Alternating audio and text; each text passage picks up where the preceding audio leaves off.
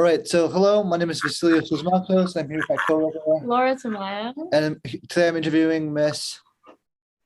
Margaret Ross Tolbert. Fantastic, I'm an artist in Gainesville. fantastic. Long-time lover. Yeah. And today is January 19th, 2022. And yeah, if you can just talk about, and so you just mentioned you were an artist, Miss Tolbert. If you kind of just give us a little bit about your background, right? So tell us about your art, how'd you get into it, that type of thing. Well, I grew up in Virginia, and so that was where the landscape was kind of classic, trees on the top, water in the rivers, mountains and stuff. And then I moved when I was a teenager, I moved down here. My dad was a professor in counseling psychology here, and I just didn't get it. I thought this is the craziest landscape. The solids acted like liquids, the air was heavy like a liquid, and then the water oozed along like it was a solid. So anyway, I was totally confused.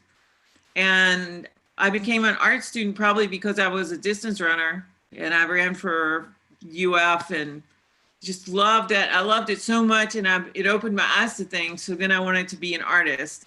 But I didn't have that eureka moment about springs. I've been a professional artist since like the early 80s. And I didn't have that eureka moment about the springs until I'd see them and be like, oh, I'll run around them, or, oh, that's nice, or you have a barbecue next to it or whatever. But I think like a lot of people, I just kind of didn't think about it too much. I certainly never thought where the water came from. And then at some point, a friend said, let's rent masks at Jenny Springs and let's go look underwater. And I was like, that's when the light bulb went off. And of course, at the time at Jenny Springs, there was lots and lots. I can send you a video from 2008 at Blue Springs. And it was just all these plants underwater and everything seemed lighted from within and etched in prismatic colors of violet. And so I've constantly been writing about these things as well. I have lots of writing about it. And it seemed like a room that was just blown apart. It looked very small from the surface, and from the surface, a diver looked like a twisted scrap of paper, but then within, everything was just enormous.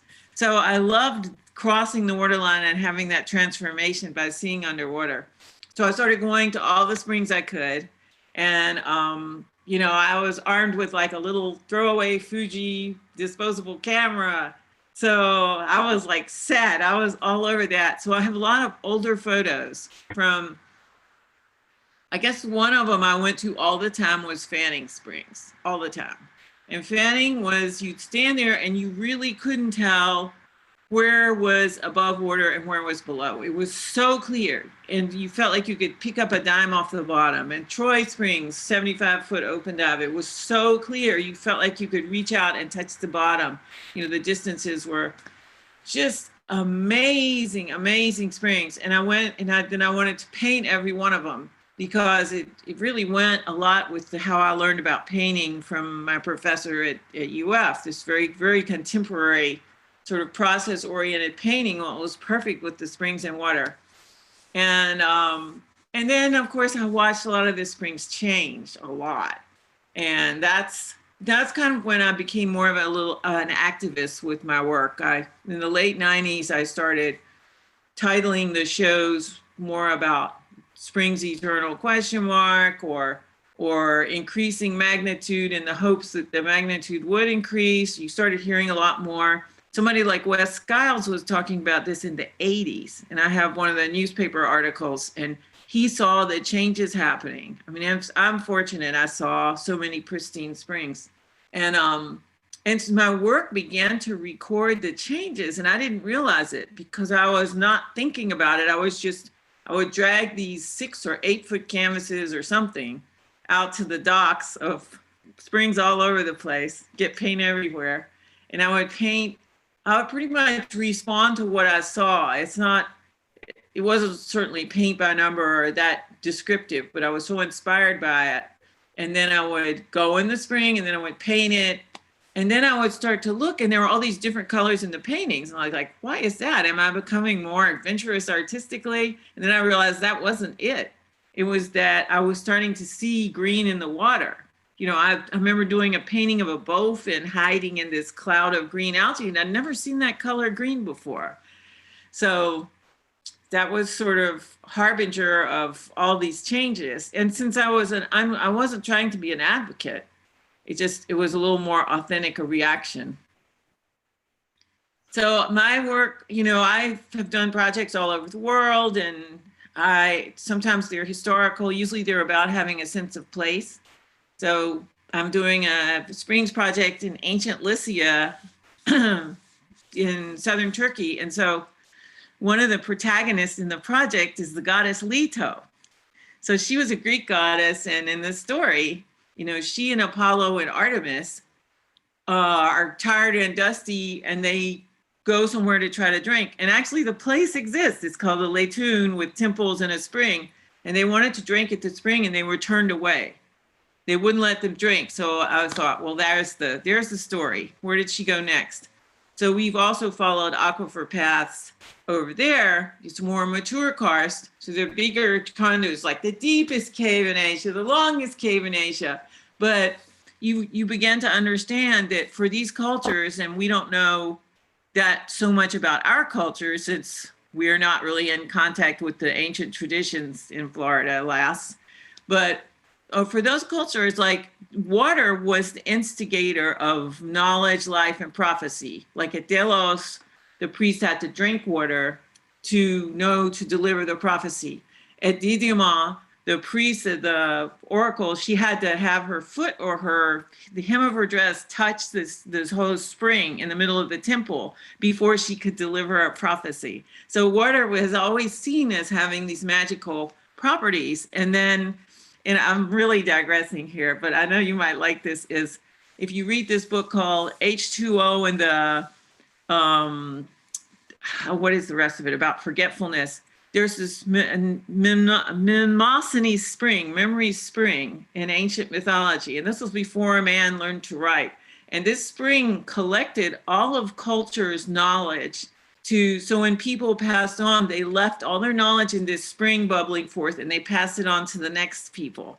And I just love how springs do figure as very important. If you think about mythology, everything happens with a river or spring. King Midas touched the water, or Achilles washed his sword in the spring, or the river, it's all about that. So Pegasus was found next to a spring, and every time his hoof struck the ground, a spring gushed forth.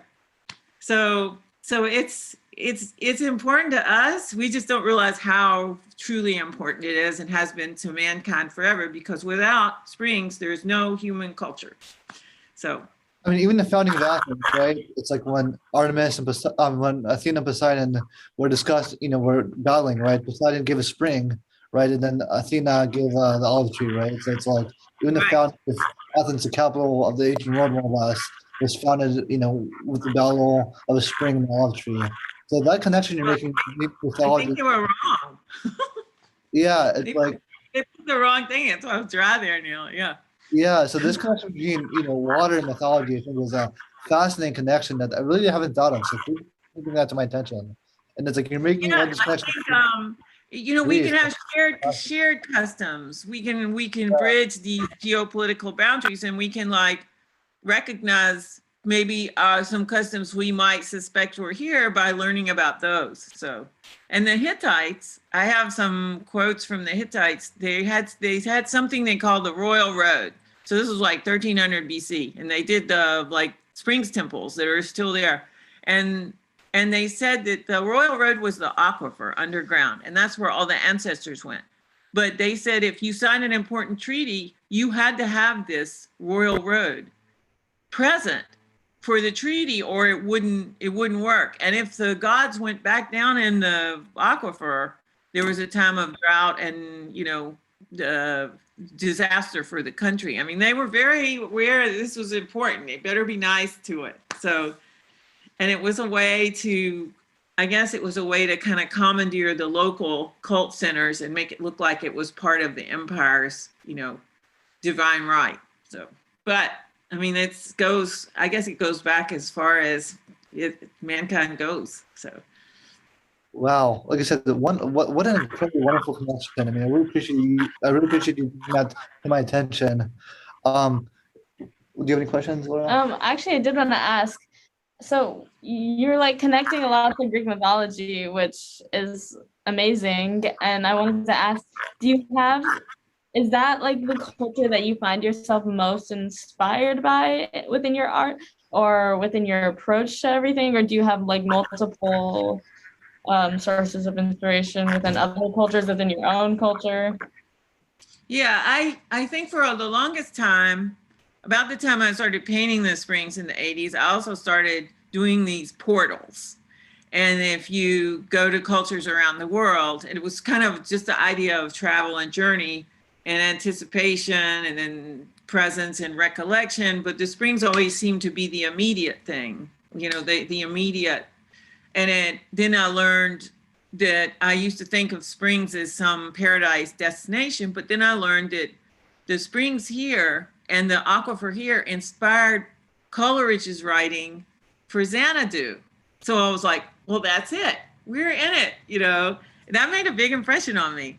And so I used to sort of make a dichotomy or just juxtapose the paintings about travel. And that could be anywhere, but lots of times it was about the passage of time and ancient civilizations and maybe the Silk Road, the spice route. And then I would have the immediacy of the springs experience. And so I just keep going back to the springs, and that's all about just immediacy, presence, energy, and often extreme clarity. It was about all those things you like about the idea of refraction, reflection. There's just so many philosophical implications with that, as well as the fact that the thing that's a metaphor in your work is something you can physically experience is just crazy. So that's what it's been about a great deal. I mean, I do other things, but it's usually, I try to discover some metaphor in where I go. Like when I was in Nantucket, it was like, I thought about cranberries, or I thought about shingles, or I thought about whales, and then you kind of make your own story out of that. But it all comes back to the springs generally. So kind of going off that, right? Is there like with your work, right? Do you have a political message of some sort or a social message? It's like given how especially now how controversial water is kind of in Florida and how so I mean, I think that if we just adhere to some concepts like water in its natural places, like keep those systems intact. Don't mess with those systems, guard those systems, and then don't commodify water. I mean, some of those things are very simple. You have to see water. A lot of these cultures believed that water was a being or a spirit. The springs were, the nymphs were springs, and the male gods were rivers. But in so many cultures, it's seen as having life, and it's very important. And don't mess with all that stuff. It's like in Florida, they're always trying to move stuff around and change the systems. And then finally they learn later, wait, the natural Kissimmee River was better. Oh, we better restore it. But you can push that too far, and you can take people away from the consciousness or recollection of a natural system. They might not even know. So like they're Disney building a fake spring, it's like Crystal Springs. I don't know whether that'll make people curious about real springs. Just preserve the real spring. Come on. And so then that goes into land use and being thoughtful about that. You having more of a connection with nature, is just it's sort of a simple salvation for how to live. It makes you fall in love with it, and then it makes you learn more about it, and it all proceeds from that. Water in its natural places. Don't commodify it. Think of it as let it do what it wants, and think of it as a living being. I mean, it is. So I would say that helps with, I feel like if people knew more about Florida's natural springs and even just went to visit or saw them, they would be just interested in those themselves and preserving them because they're so beautiful. Like right? Like Rainbow River, like you were talking about, Ginny Springs. Yeah. Just incredible. And then when you snorkel, I snorkel it underwater, and it's just like this world, like, turtles and 5-foot gar. I mean, crazy creatures. It's just like I wanted to write a sci-fi book about the springs, and then it's like, no, I couldn't be any more unimaginable than the way it is now. These, they have fish that existed before that meteorite. The book gar, would go the to sturgeon, and the bowfin. That's why they're the way they are. So before the extinction event. I mean, Florida alligators, right? Living fossils, right? And then speaking of fossils, I mean, you literally find entire mastodons and shark teeth in these springs, right? In the middle of fresh water, 150 miles from the coast. It's like, it's a natural history that we're kind of seeing just in there, right? It's like, it's this battle, that nature kind of just has, and we kind of just see now, in the springs. Yeah. I mean, I have the friend, I mentioned Karen Chadwick to you guys, that you may speak with her. She also works on fossils, and right now she's working on like a 90 million year old alligator fossil or something. But they also look fairly the same, except they're huge. Yeah. They're huge, but the nostrils like this big, but it doesn't look like they've changed a lot. So yeah, I can share that I've had that same journey, because I came and I just didn't get it about Florida. And then gradually I learned about it. So much of it is hidden. The aquifer is hidden. You see these emanations of the aquifer. So I understand if people don't get it, but I'm always ready to take them, get it some extra mask and take them underwater somewhere. Yeah, Florida, I feel like is seen as like amusement parks and beaches, and then that's it. Like people don't appreciate its natural beauty outside of just beaches, which is a beautiful place and setting and environment, but there's so much more, like the mangroves, even, like there's so much to right mangrove, and those are intricate systems that are fascinating. I think the science is just like amazing. The more you learn about it, is there, each of these strange things you encounter, like mangroves, has some amazing function it performs. And then you learn about these endemic creatures, and maybe each of the springs has some creature that exists nowhere else on Earth. Yeah, it's really magical. It's like we're in Hobbit land or something. So yeah. So kind of going off what you're saying there, right? How do you think we can kind of expose more people to the springs, right? Is that something that the state needs to work on, on the state level? Is that something we can work on as individual levels? How do you promote and share that love with such a incredibly powerful resource? Yeah. I think one of the things we need to do too is there's a sort of danger as well of seeing springs as recreational swimming hole. I think Dr. Knight talks about this some, and it's like they can be overused. They need to be seen as very special, magical, spiritual, sacred, whatever. It's sacred waters, and we do need to be very careful there. Like, it's like I got some smaller fins, so I don't always kick stuff up. Or if people swim, I'm convinced if people swim without a mask, they don't know what they're stepping all over, and they don't know what they're walking on, and they close the runs at Gilchrist Blue so they could grow back, because they see them as a national treasure, and they are, with the biodiversity, and it's really like a sort of laboratory of light for these plants. It's just incredible. But if people just plow up and down there and walk, then it's destroyed. So I think it's like anything, like with climate change, it's man-made and natural problems, but it's mostly man-made. But with water, like Matt Cohen will say, he says it's really kind of equally man and natural tendencies. So I think we need to have a whole approach to talking to them a lot, but being responsible and saying, like, maybe if people snorkel somewhere, they could go with a guide, or maybe they could be taught to, take care of things, like kids could be taught to do that. I think it'll be a little slant in that direction, and that could really help. But you don't want them to also get overrun. There's have you talked to Lou Merritt yet? No. She's really good in that respect. I hope I gave you her. I think I did give you her email. So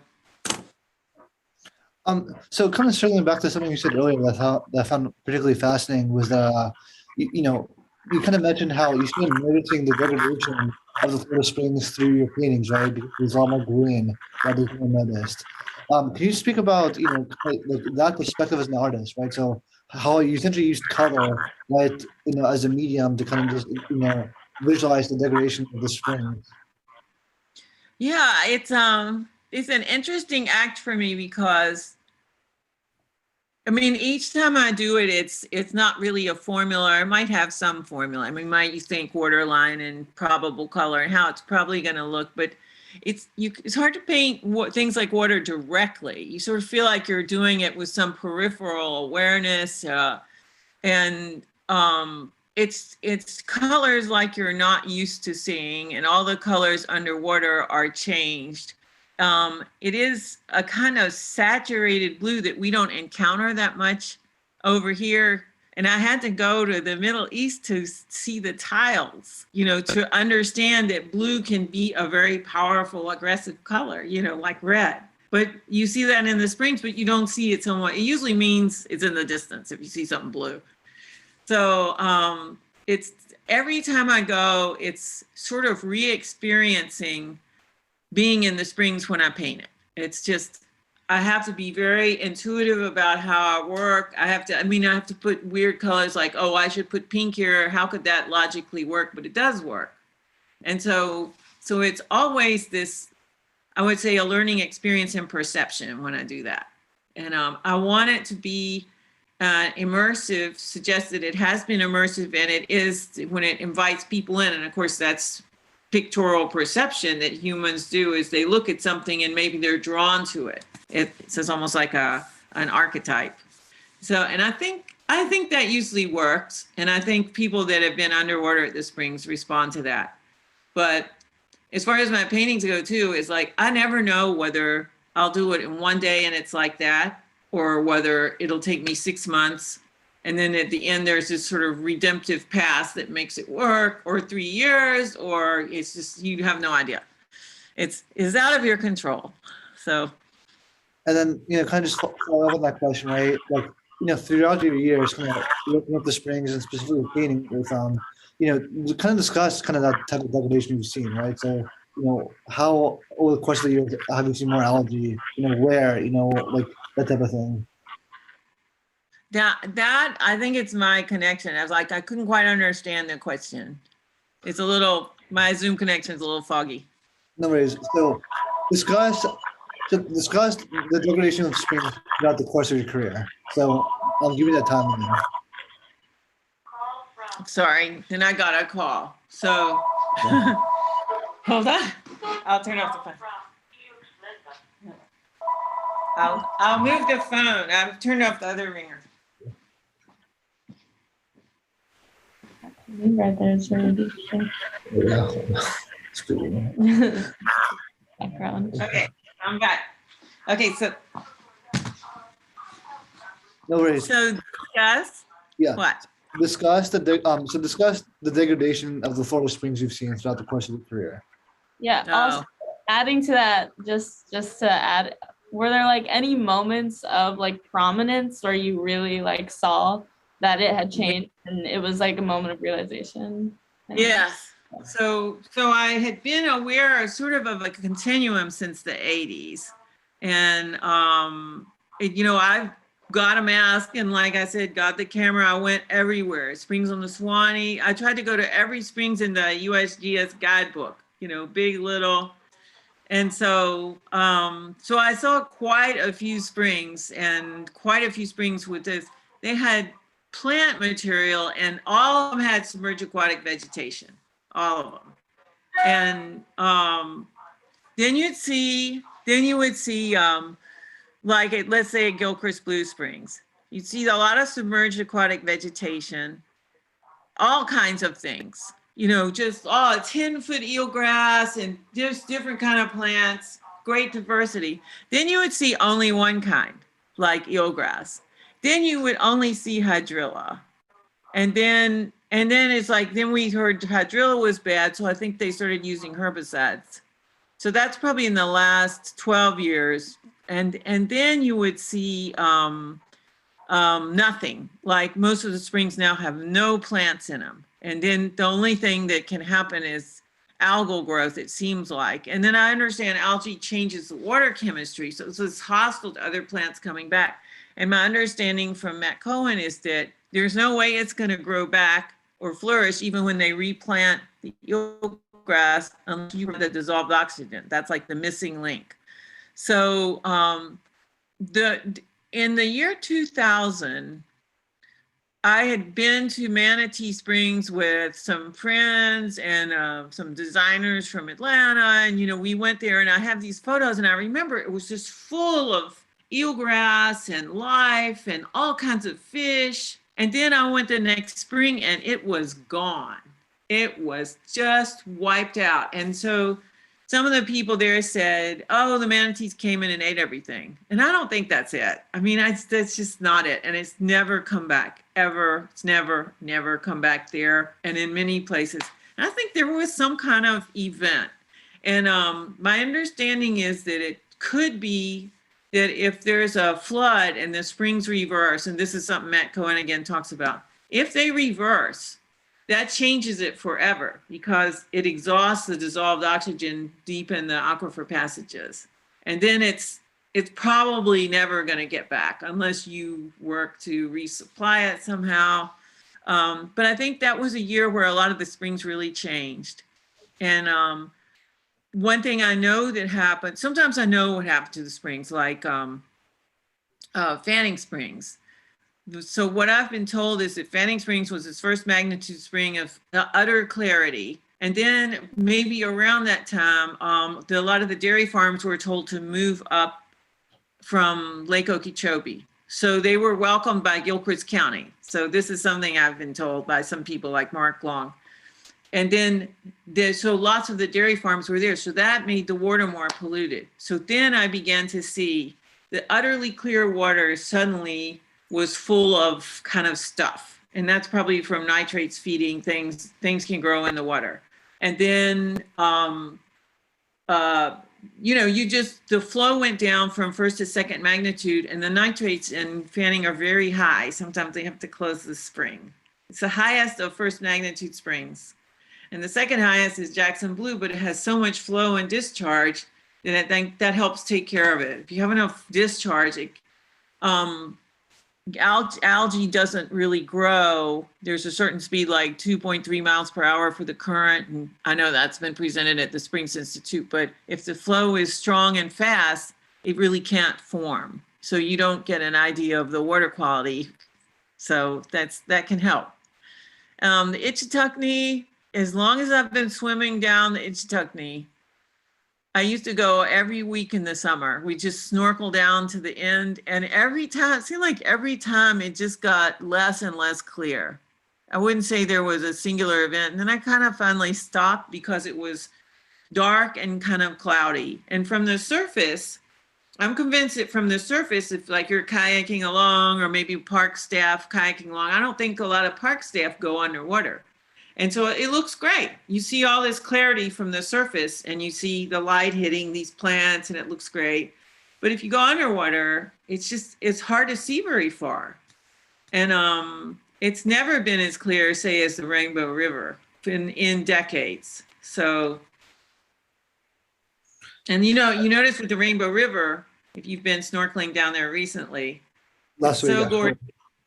But, you know, all those big slabs of karst that look like Swiss cheese, like Big Bear Rock, and then all the eelgrass. Well, there are these snakes of green algae going across the rocks, and there are areas where it doesn't look good. But then I don't know whether that's local pollution from the houses or from the surrounding, the spring shed is huge. It comes up to Gainesville. And there are golf courses around it, you know, it's things like that with lots of fertilizer and it's poor land use. And so a lot of it still looks wonderful and there's a lot of diversity with the plants, but you kind of watch it change a little bit and it's kind of sad. So So I would say for some of the springs, yes, I did notice, and it was other people have said it was around 2000. There was like a big change, but also some I've seen change gradually. And then there's some that I haven't seen change, which is magical. Like Cypress Springs in the Panhandle still looks pretty good. That's a really big spring. So, And kind of as a follow-up to that question, has there been any noticeable changes in species composition, right? So more turtles, less turtles, more manatees, less manatees, that type of thing. yeah, because I think that there, except for the Philippines, is my understanding, we may have the most or next to the most varieties of turtles. Or like there are 12, and there was one fossil turtle, and there's one alligator, there's one snapping turtle that's endemic to the Swanee River, as I recall. And so that could be, I believe, Marilee Malwitz Gibson, she lives on the Santa Fe. She knows a lot about that, and she's with our Save Our Santa Fe, or our Santa Fe River, something like that. So I don't know what they eat, because there's nothing, there are a lot of places in the Santa Fe River where there's just nothing but algae. So I don't know what these poor turtles eat. One summer they came, about 5 years ago, they all came into Blue Springs. There were 500 of them at a time, because they had nothing to eat in the other springs in the river. So one of the problems is people using herbicides, because that will kill anything they could eat, and things that we maybe don't like invasive plants like hydrilla. And then the fish diversity, like at Silver Springs, if you talk to people, and Bob Knight will say this too, it's like gone way down, like it's lost 90%. When I went the other day, I saw some bowfin, but I didn't see the gar I usually see there. You used to just see so many gar through the glass bottom boat. But of course, gar and bowfin both can survive in area. All of those springs, this is something Matt Cohen can tell you, all of those in the Ocala National Forest are typically very low dissolved oxygen, Silver Glen. And so I don't know, it could be that it's old water that's been pumped out instead of the newer water is more oxygenated. So, I think it's pretty complex, but I think there's certain things you could do with your personal your philosophy about water in its natural places and your personal habits, like, don't have irrigation, don't use fertilizer, try to get legislation so that the farms are not so. There's some bills going through the legislature now that are trying to let them increase the amount of fertilizer they use. This is so terrible. This is terrible for the waterways. It seems like it's fairly simple, alas, but not that there's political will for it. I don't think the legislators know anything about the springs. They've never been. If we could get them to go. When my book got a book award, and Aquiferius got a book award in 2010. So I got to meet, when you got your awards, you got to meet the governor. So everybody had in the book, and other people too, had written notes, and I had a Florida-made diving mask from Dive Right. It's like putting Florida to work. So I had this box, and nobody stopped me, and I walked across the stage to Rick Scott, and he saw me come in with this box, and he's like, but of course, he kind of looked like that anyway. And he looked surprised, and I handed him the box and said, we all want to take you to the springs and show you what it's like underwater. I think that would convince people, but he never took us up on it. They don't have any idea. One of the people that I was able to interview because of the Facebook page was Brian Smart. I think actually gave me his contact information. And he was definitely talking about the political will that kind of goes on in DC, that goes on in the state Senate. And it's definitely, I think, exposure is really the only way you can convince these people one way or another. It's like these people don't know what, I think they're. No idea. I mean, I don't think any of them, they're like busy or something. Yeah. It's like it's some human state where you're too busy to see what's going on. And so I don't know. Some people get it, and I don't know. I think there's the middle ground would be to see that it's good business to preserve the water. There's that too.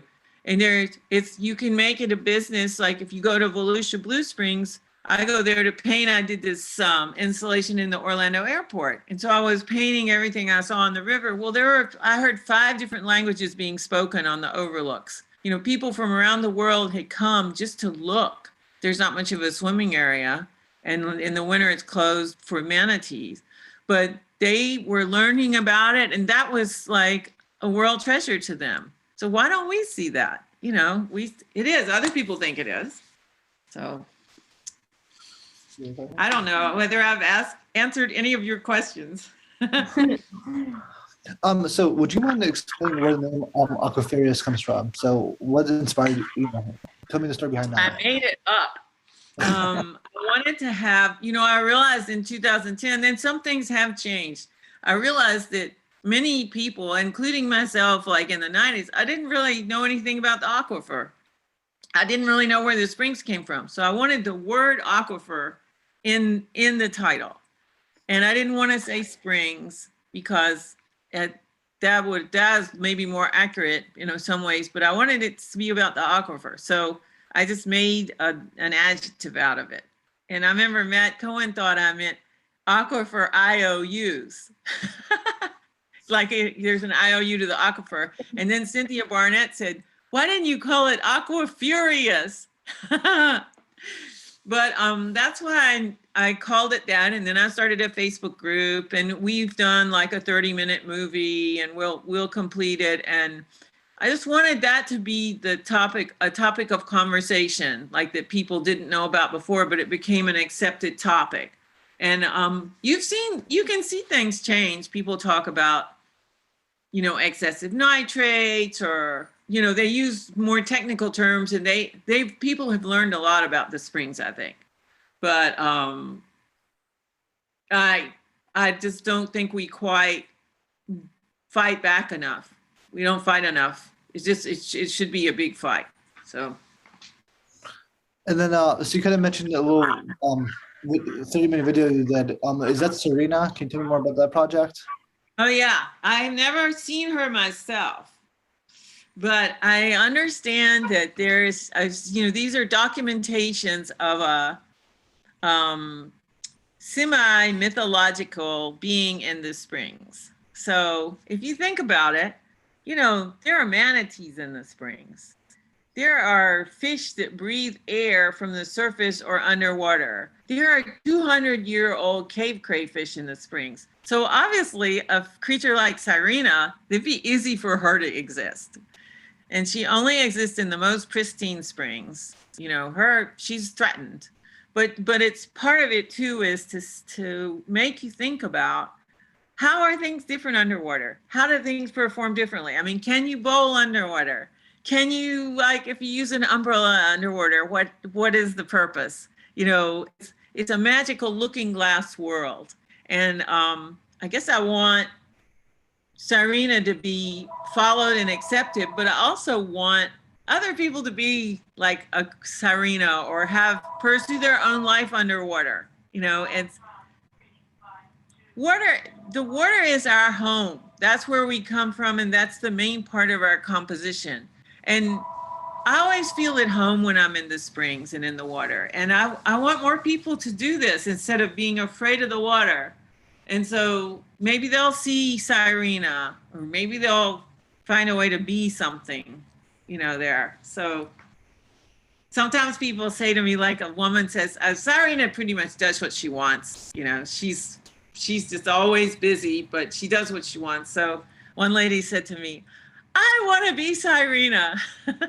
She just does what she wants. And it's like, I think a lot is possible, that you feel yourself different when you're in the water, and you feel your strength, and you feel the point of immersion versus connection. I mean, connection is great, where you connect with people, you understand their point of view, but you still have differing points of view. When you're immersed in something, you're part of a whole, and those issues don't even occur. So I think it's a great emotional and physical state. So, I mean, it really seems like a very consistent motif throughout this interview, right? It's been the magic really behind springs. People can take that word for what they will, right? What do you think Yeah. specifically just kind of captivates people? What is it about the spring specifically? They think it just kind of takes over the imagination that way. I mean, I think that's one reason why I do like drawing underwater classes. I think we are, in a way, we can't really control. I think we are physical beings too. We are physically transformed by being back in the water, which is kind of where we come from, and the main part of our makeup. And I think that's, it's sort of irrefutable. We act and feel different there. And of course, in an ideal and beautiful water space, of course, it's much better than going into a little soggy pond with algae or something, and where there's no visibility. I mean, then it could be terrifying, perhaps. But I think that magic is actually maybe our baseline feeling, the way we really should feel. So about anything. So, and we can re-experience it with being in the water, in the springs. You have anything to add? I wanted to ask, this is a little off track.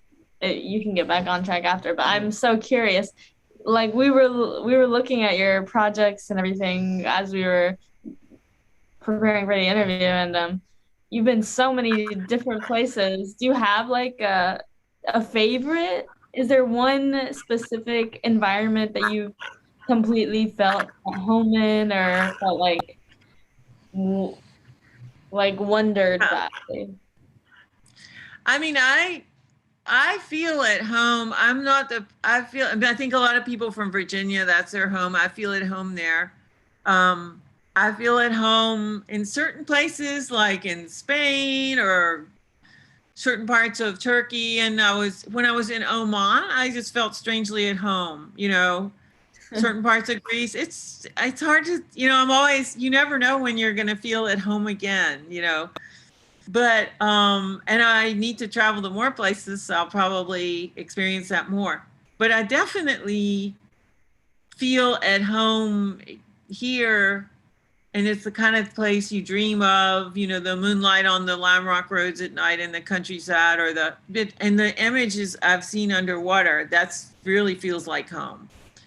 So it's more about connecting to like the environment wherever you go, basically. Yeah, I tend to, in my work, I also tend to juxtapose man-made with natural things, and I really like places where they've kind of grown together, those sorts of things. And I feel like my paintings of natural places like bodies of water or even mountains or whatever, those are always bigger. It's like they're supposed to be bigger than the man-made structures. So this allusion to that. But I think it's surprising how often you can feel a connection with a place, Yeah. You may have experienced this yourself. It's like, wait, it's like, have I been here? I don't. Yeah, no, that like sentiment of going, like just traveling and then feeling like more at home there than you ever have in like your years of living somewhere else is crazy. Mm-hmm. And it Isn't can that happen funny? anywhere. It's very funny, and it's been weird because I haven't been on a trip or airplane since almost 2 years ago. So I haven't had the transatlantic travel or even into different places in the US. Man, if it wouldn't have been for this crazy looking glass world of the springs and the waterways and a lot of things, I thought I was like, I'd be going up a river on the way somewhere, I never paid much attention to it. I go to a spring, but during these times where you start to examine things more closely, I would notice all these plants in the water that I never saw before. And they look like, palace mosaics or something. And it was just like, wait, how did I miss this? So that happens. I have that instinct as well. I used to be a still life painter when I first started. And I just thought people were casting farther afield to convey philosophy or adventure in their paintings. And I just thought you pick up a tomato or you pick up, you look at a glass of water and you have everything there. So sometimes I can return to that instinct of just really carefully paying attention to what's around me, and it's of great interest. So. Absolutely. Well, I think I don't have anything more to add, unless you Laura. I think you answered all my questions. Yeah, well, kind of that being said, I just want to thank you for not only the work you've done, right, to promote the springs, right, but also for all the help you've kind of helped, but also for the help you've kind of done to kind of promote this project as well. It's like all the different contacts and everything, and I really appreciate that.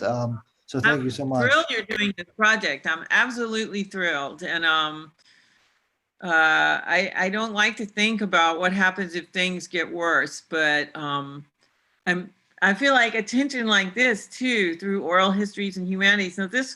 Now I have to add one more thing. You know, the Ocklawaha River has been a big love. We did that film Lost Springs, and that would be instant, you know, remedy for a lot of the problems in Florida with the manatees, or, you know, letting them have access to Silver Springs and the vegetation, or lots of species that required the Ocklawaha to thrive and they can't spawn anymore, or, you know, also giving cultural access to people that depend on fishing, or just that it's part of them being on that river and they've been denied that because you can't even get to shores now. I wish they'd just get rid of the dam and restore that river. And then you'd see all kinds of springs clarity there. Right now, it's just covered up with this brown toxic water, and they use a lot of herbicides, but that's another kind of angle about how you could instantly affect water clarity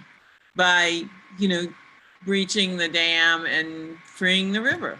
That's like duh. So, and there would be lots of a new park. It's already a park, so people would just go crazy. They would be so happy there. Absolutely, and I guess you know, we can just kind of finish off this interview with this final question. You know, what's the message you have to people listening? You know, any final thoughts? You know, what do you have to say to the world about the Florida? Yeah.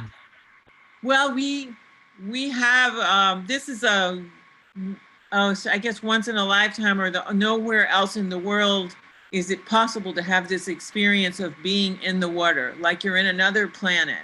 And these, not only are they beautiful and transformative, but it's crucial to our health that we keep these aquifer passages, springs and river waters clean. I mean, we have to for our health. It's like, you can call it good business, you can call it spiritual health, you can call it whatever you want, but we have to do that. And so we have to make changes in our own life and decide what's important and experience the springs, but view them as special and sacred, and you know, treat them kind of carefully, even though you're happy to join the waters. And then just demand good treatment and demand changes in how we have production, land use changes. You know, go out. We're gonna do tree planting for the springs because that's better land use choice. And just do things like that. Decide that's a priority and make sure other people know it. But also, especially, go to the water, put a mask on, and tell people what you see. So. Absolutely. Well, again, thank you for your time. I hope you have a wonderful day. And yeah, have a great day. It's almost getting warm enough for the springs.